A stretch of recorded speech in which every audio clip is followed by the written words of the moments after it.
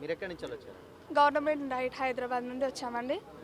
మేము ఇక్కడికి వచ్చింది ఎందుకు, టెట్ కండక్ట్ చేయాలి, మా లాంటి వాళ్ళందరికీ న్యాయం జరగాలని మేము ఇక్కడికి వచ్చాము.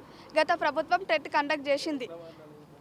ఆ టెట్లో కొద్దిమంది క్వాలిఫై అయ్యారు. ఈ ప్రభుత్వం కూడా, ఈ న్యూ గవర్నమెంట్ కూడా మొదట టెట్ కండక్ట్ చేయాలని మేము కోరుతున్నాం. టెట్ కండక్ట్ చేసి మా అందరికీ డిఎస్సికి ఎలిజిబిలిటీ ఇవ్వాలి.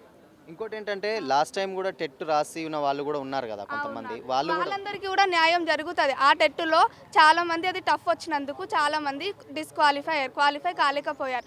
వాళ్ళకు కూడా ఛాన్స్ దొరుకుతుందని మా కోరిక. అండ్ మీరు చాలా ప్రగతి భవన్ ముట్టడించారు, ప్రజా దర్బారుకి ఇవన్నీ కూడా అటెండ్ చేశారు కదా. అటెండ్ చేసినప్పుడు మీరు పొన్నం ప్రభాకర్ని కూడా కలిసామని ఇందాక చెప్పారు. పొన్నం ప్రభాకర్ గారు ఏమంటున్నారంటే 10 ఏళ్ల నుంచి వెయిట్ చేసే వాళ్ళు ఉన్నారు, మీకు ఇంకా ఛాన్స్ ఉంది, వాళ్ళకి ఇద్దాం ఫస్ట్ మొదట కానీ వాళ్ళు అంటున్నారు.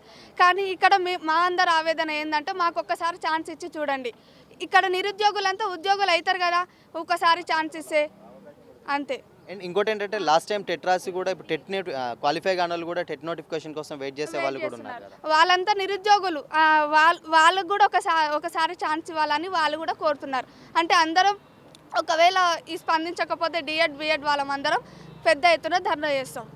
ఎంతమంది ఉంటారు అందాదిగా? మీరు ఇప్పుడు ప్రెసెంట్ అయితే ఇక్కడికి తక్కువ వచ్చారు, టెట్ కోసం వెయిట్ చేసే వాళ్ళకి ఎక్కువగానే ఉంటారు. ఇంకా నిరుద్యోగులు ఉన్నది ఎందుకు, చాలా మటుకు నిరుద్యోగులు మిడిల్ క్లాస్ ఫ్యామిలీస్ నుంచి వచ్చిన వాళ్ళే. ఆ మిడిల్ క్లాస్ ఫ్యామిలీస్కి న్యాయం జరగాలి, డిఎస్సి టెట్ కండక్ట్ చేయాలి. ఎంతమంది వస్తారు చెప్పలేదు మీరు ఇందాక అడిగినప్పుడు? ఎంతమంది ఉన్నారు?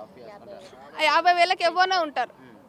50,000 ఫ్రెషర్స్ కాకుండా ఈవెన్ అంటే టెట్ నోటిఫికేషన్ 50,000. ఇంకా చాలా మంది నిరుద్యోగులు ఇంకా 250 lakhs ఉంటుండొచ్చు. ఓకే, అంటే ఆల్మోస్ట్ 2.5 లక్షల వరకు ఉండొచ్చు. ఉంటుండొచ్చు. అంటే మీరు అంటే జిల్లాల వారీగా చూసుకుంటే ఇప్పుడు ఈ టెట్ నోటిఫికేషన్ రాకుంటే ఒక్కొక్క అంటే ఈ టెట్ అభ్యర్థుల కోసం ఎంతవరకు అంటే ఎంతమంది ఉండొచ్చు, ఎంతమంది లాస్ అవుతూ ఉన్నారు జిల్లాల వారీగా చూసుకుంటే? ప్రతి జిల్లా నుంచి అందాదిగా 3 లక్షల మంది లాస్ అవుతున్నారు. 3 లక్షల మంది జిల్లాల వారీగా. ఇంకా చెప్పాలంటే గత ఫిబ్రవరి నెలలో మేలోనే టెట్ కండక్ట్ చేస్తామని న్యూస్ వచ్చింది. కానీ పార్లమెంట్ ఎన్నికల వల్ల డిఎస్సి వేసిరు. వాళ్ళ ప్రభుత్వాన్ని ఎన్నుకోవడం కోసం వాళ్ళు డిఎస్సి వేసిరు.